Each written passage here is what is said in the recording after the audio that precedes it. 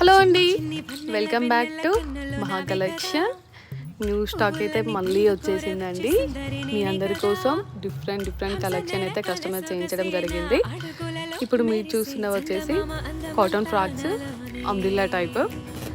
ఇంకొక స్పెషల్ ఏంటంటే all ఫైన్లో frock model వచ్చేసిందండి. ఈసారి అయితే ఫుల్ స్టాక్ ఉంది.